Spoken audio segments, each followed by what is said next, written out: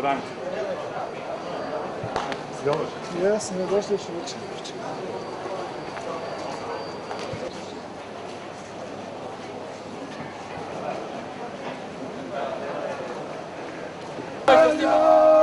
Pite kao gasa, evo. Trosjakanstvo, pijanac bez nas.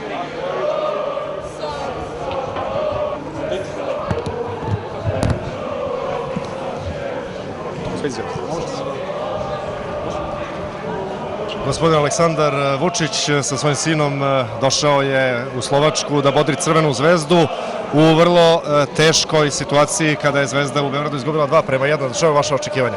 Mi volimo Zvezdu i kakav god je rezultat navijamo za Zvezdu i kao što vidite svuda nas je najviše i izgubili, pobedili, opet ćemo da dolazimo. Tako da nadamo se pobedi, a i ako ne bude Zvezdu ćemo opet da volimo i opet ćemo da idemo.